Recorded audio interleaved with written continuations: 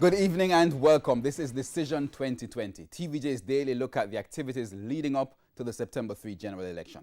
I'm Herman Green. Thanks for joining us. And a special welcome to those of you watching online at YouTube or on onespotmedia.com.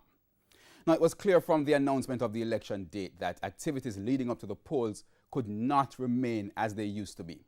Now, from the onset, the Electoral Commission of Jamaica, ECJ, the political ombudsman, and the members of the political directorate, they put out guidelines on how campaigning activities should take place.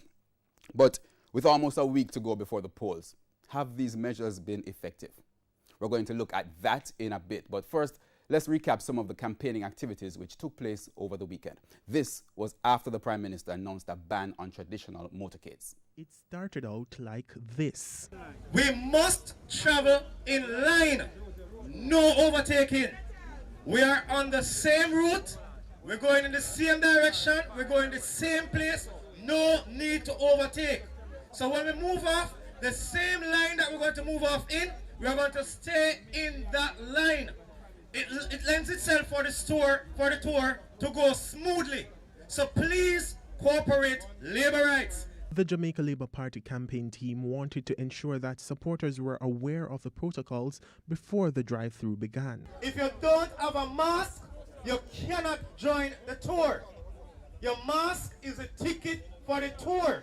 We're not carrying you if you don't have a mask. With that said, the vehicles took to the road. In a single file, the motorists followed uniformly behind each other without the usual fanfare of speeding cars and coaster buses with supporters hanging from the window. At the same time, the campaigning team didn't miss any opportunity to hype up supporters along the way. But it didn't take very long before things descended into chaos.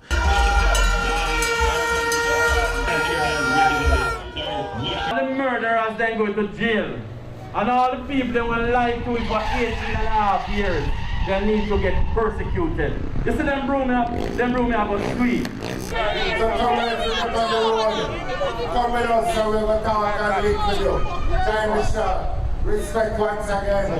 Comrades are moving forward to victory. Make a here's a victory. Respect. Not even wet weather could stop some JLP supporters from taking to the streets in Christiana, northeast Manchester, some armed with vuvuzelas. One medical expert describes them as the perfect tools for spreading COVID-19. The security team of JLP leader and Prime Minister Andrew Holness tried their best to keep supporters at bay. And JLP candidate and Agriculture Minister Ordishaw did his best to live up to his usual manor yard style while being confined to the roof of his vehicle.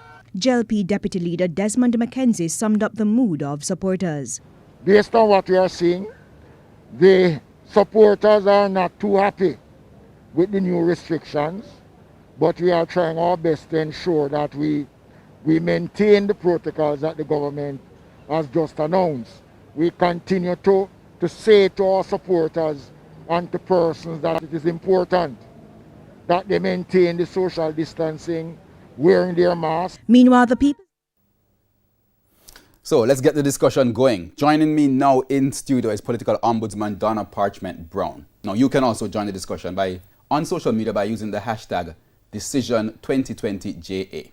Mrs. Parchment Brown, welcome. Thanks for joining us. Thank you so much, Herman. It's a great program. Let me congratulate you. All right, and thanks. TVJ. Good to be with you. Good. All right. First of all, at the announcement of the election, the guidelines for conduct of campaigning, that was put out.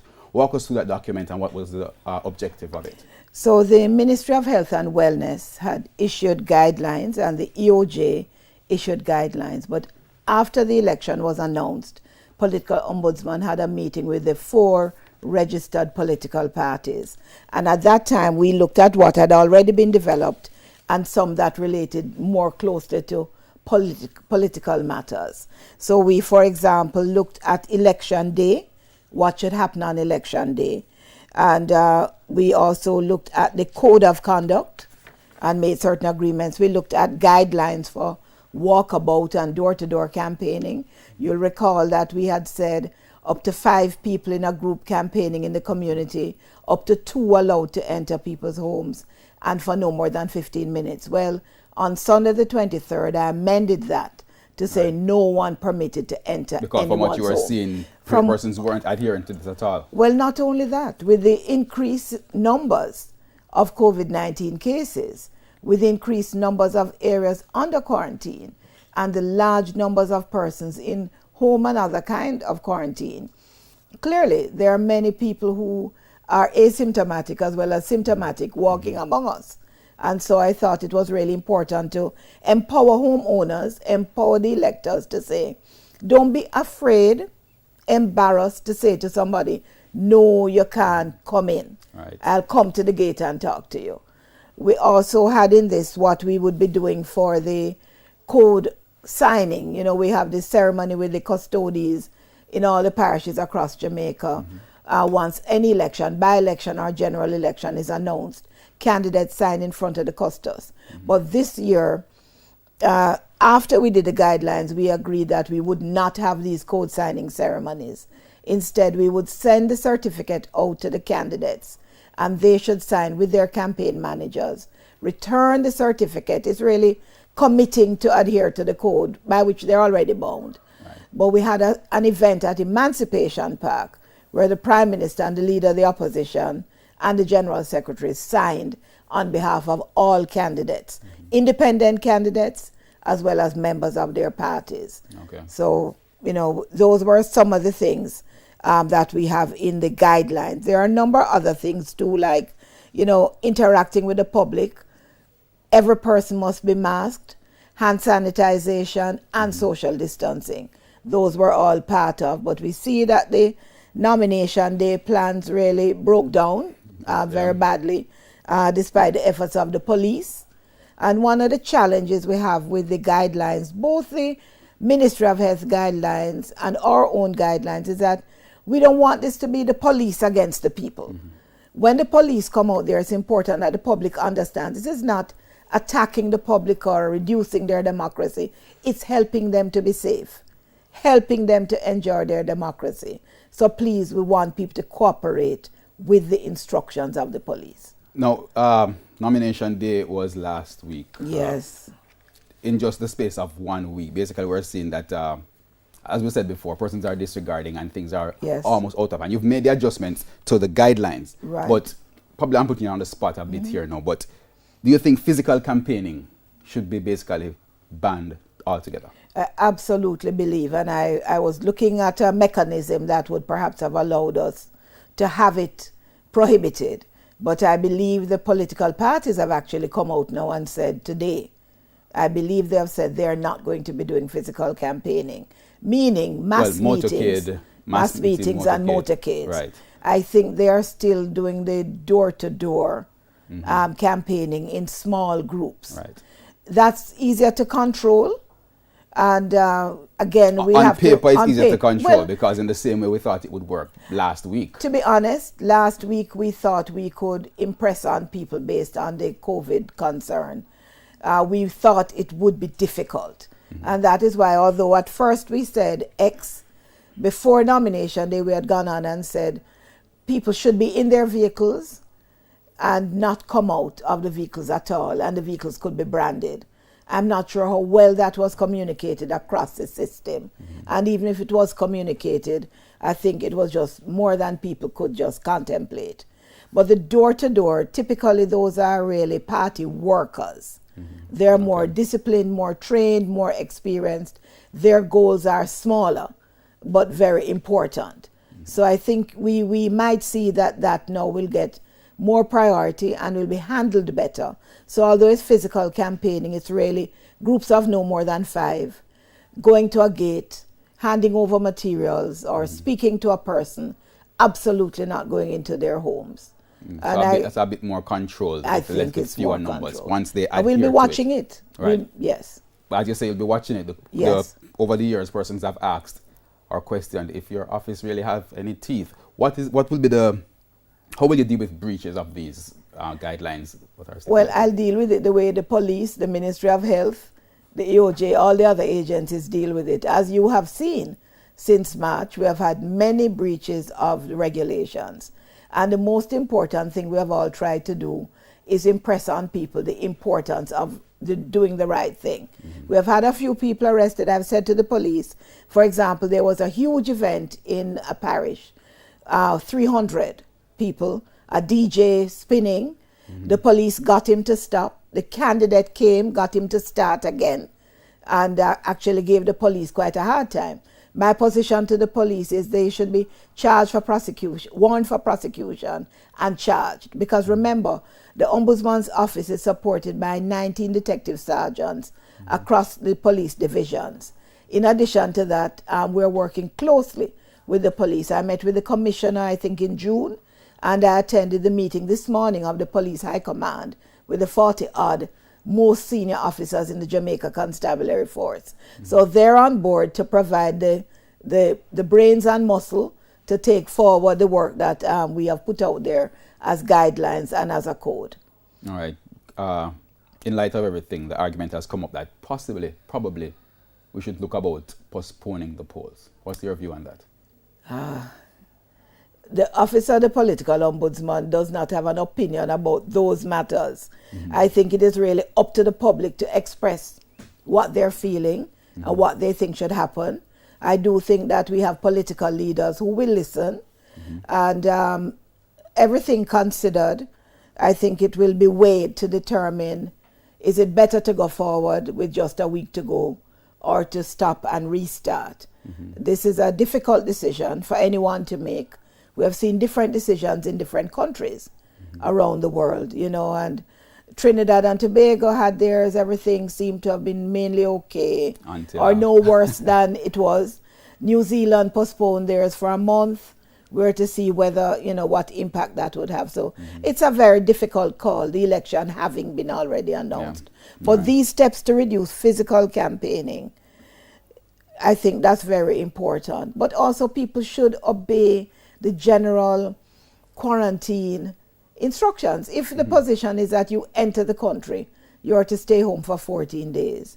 Or if you have a symptom, you are to stay home for 14 days. This is what we are to do for our safety and safety of others. But also we need to be able to test if people are worried about their condition. All right, I want to drift a bit away from COVID-19 Sure. now. What other issues would your office be looking out for? I asked that in light of issues we've seen in Clarendon and St. Catherine. Yes, absolutely. We have had issues like these in the past. What's happening with these two incidents? I think one person was killed, another location, an office was burnt down. What's happening with those investigations? I'm glad to have the opportunity to talk about that, because in an election that is media high, meaning people are using traditional media and digital media to put their messages out. What sometimes happens is that a message goes out that has not been filtered. It's not had an opportunity to do the investigations.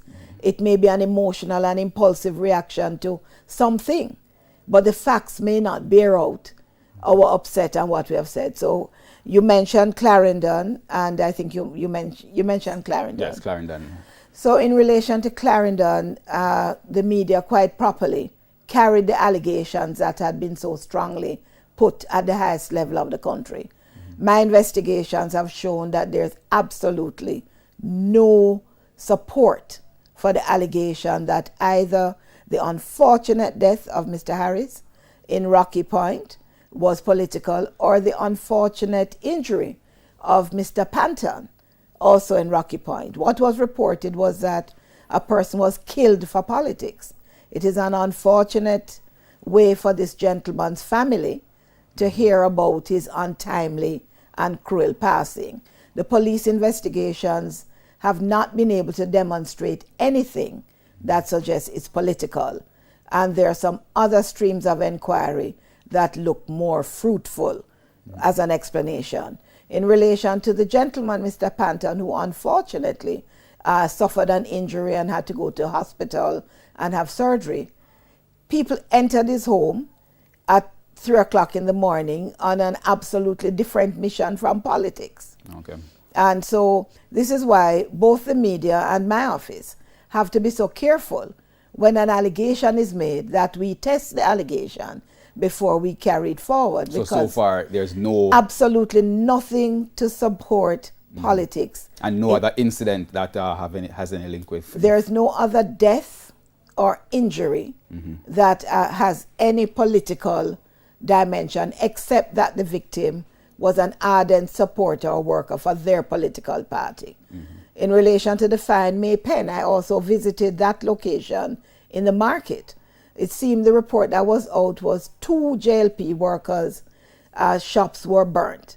It turned out that 3 shops were burnt. One of them, a lady who has nothing at all to do with the JLP. Her shop and the other lady's shop, their contents were destroyed. Another lady, there was some damage. I'm waiting to hear from the fire department exactly where it started and what they think the cause was, because so far, because of who 2 of the victims are, then that's in this climate, they move to that. And it's difficult for me now because it seems like every time somebody alleges something, I'm saying it's not true. And so it becomes, am I being truthful? But I'm relying on the police investigation. And what details and they give you. What they give me. So unless something points in support, I cannot say it's political. Okay, fair enough. All right, we're almost out of time, but tell me now, we have passed nomination day. Yes. We've seen all the issues and we're trying to fix them. Right. What is your outlook for election day, which is next All right, week? so election day will be one a little bit different from usual. There'll be a lot more people on the outside than on the inside.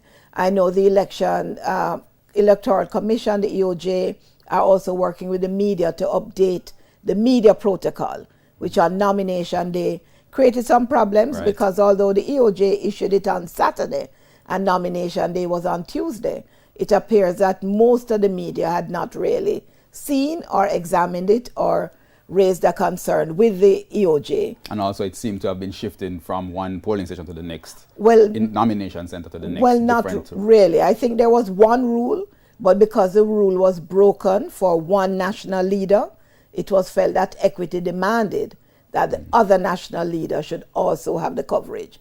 So in those 2 cases, that was an accommodation of the public who the media is speaking to. In relation to election day now, EOJ is going to have a sanitization team, not sanitation,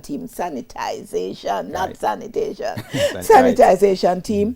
Everybody must wear masks. I'm recommending that every single voter who is going out, take your medication before you leave home, eat a meal before you leave home because there may be long waits. Take with you a drink, some water, a sandwich or a snack.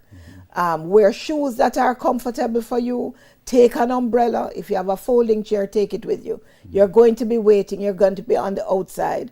But if 5 o'clock comes and you're in the line, you will be allowed to remain for the entire period. And anybody who comes, if you're over 65, if you're disabled, if you're a pregnant woman, indicate to one of the officials and you will be assisted to get through more quickly. I just want to mention that we have a group of young people. They're non-aligned young people, many of them in the Jamaica Youth Parliament, some in the group called Political Awareness and Respect Initiative.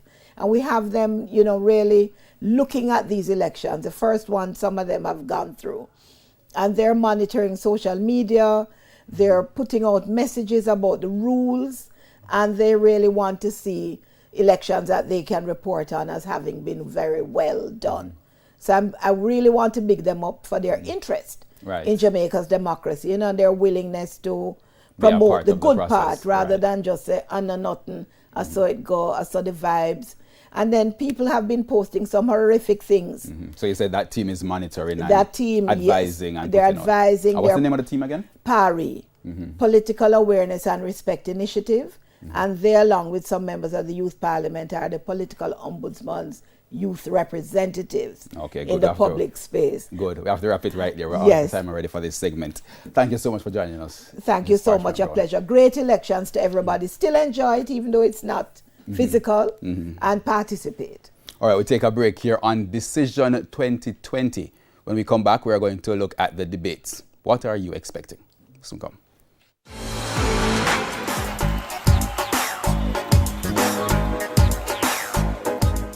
The date is set. The general elections for the year 2020 is therefore Thursday, September the 3rd, 2020. Even with the COVID-19 pandemic, TVJ News has every beat covered. Join us for Decision 2020. This team is ready to rescue Jamaica. We are going to create the new Jamaica. Decision 2020. Comprehensive election coverage. Weeknights in primetime news and our special election program. TVJ News, keeping you informed.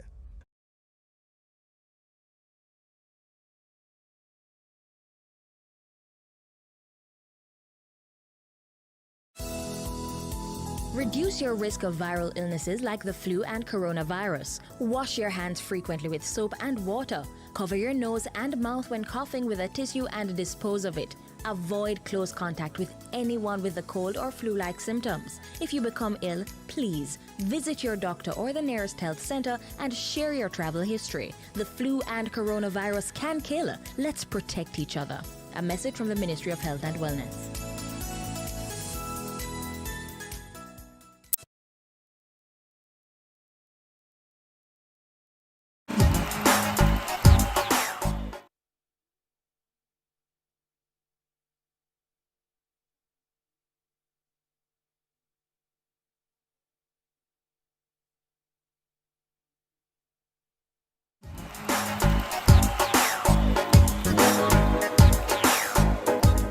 The date is set. The general elections for the year 2020 is therefore Thursday, September the 3rd, 2020. Even with the COVID-19 pandemic,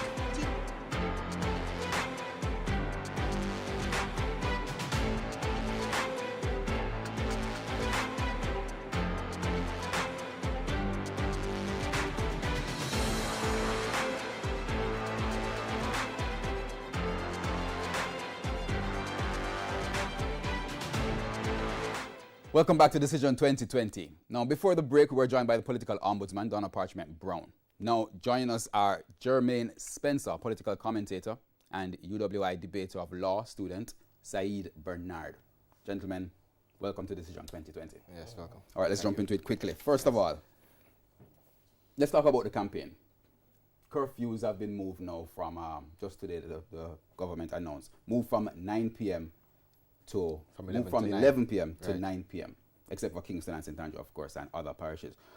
What do you think would be the impact on the campaign? I'll start with you, Jermaine.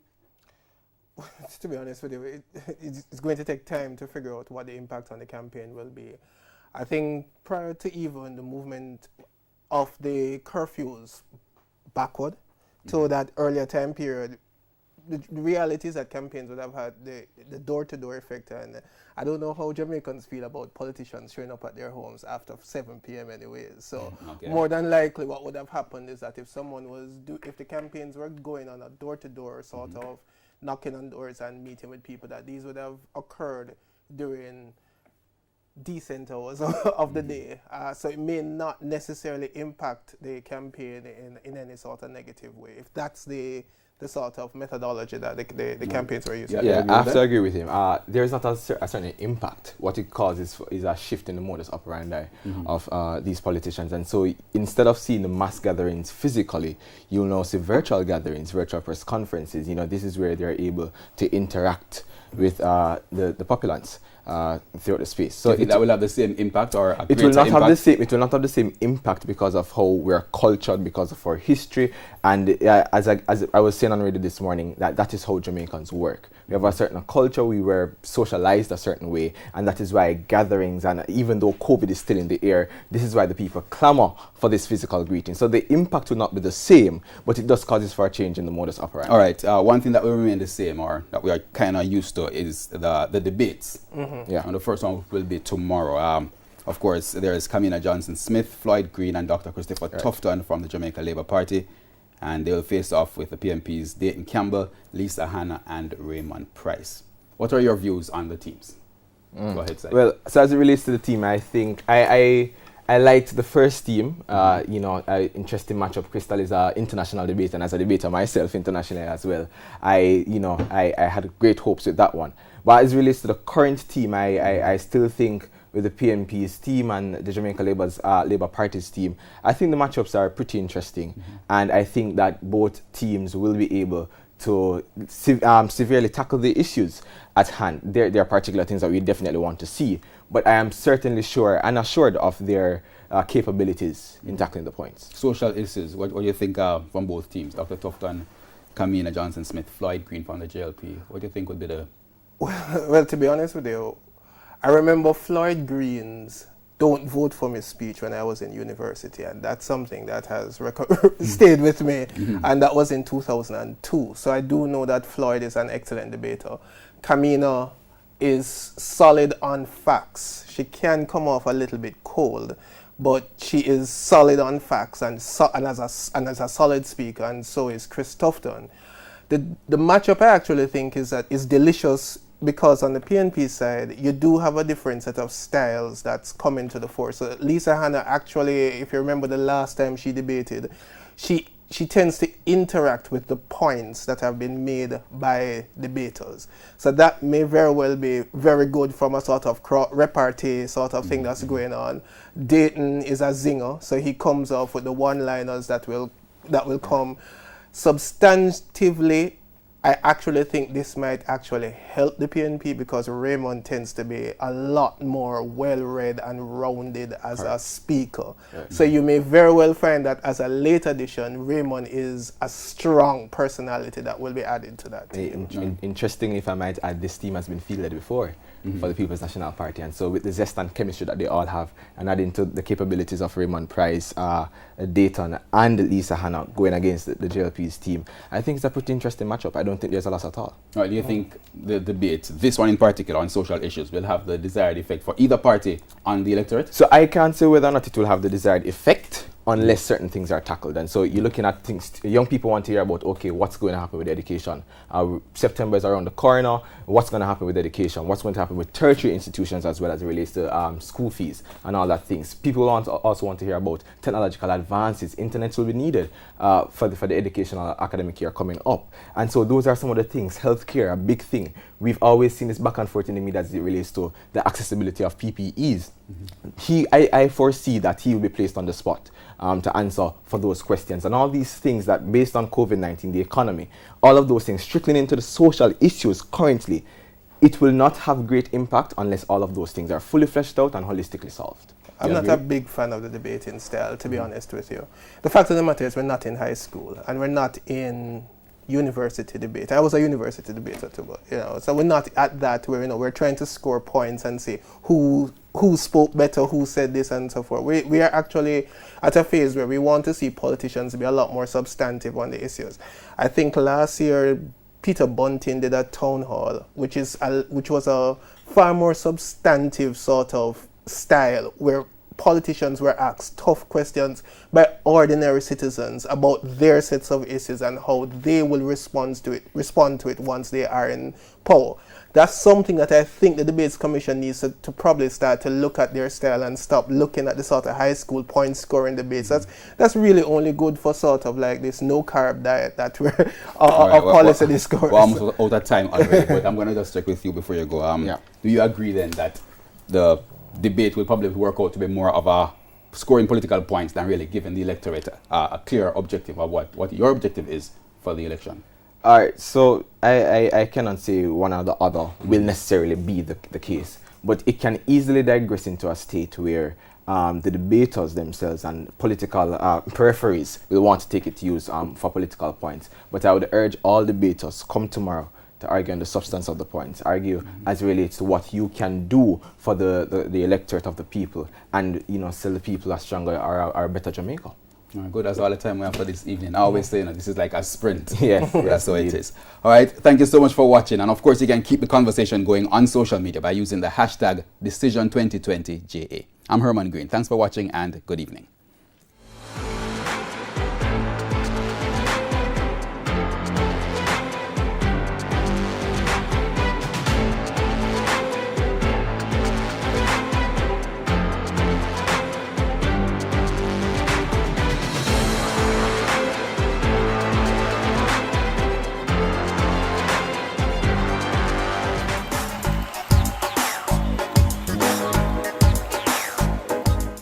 The date is set. The general elections for the year 2020 is therefore Thursday, September the 3rd, 2020. Even with the COVID-19 pandemic, TVJ News has every beat covered. Join us for Decision 2020. This team is ready to rescue Jamaica. We are going to create the new Jamaica. Decision 2020. Comprehensive election coverage. Weeknights in primetime news and our special election program. TVJ News, keeping you informed.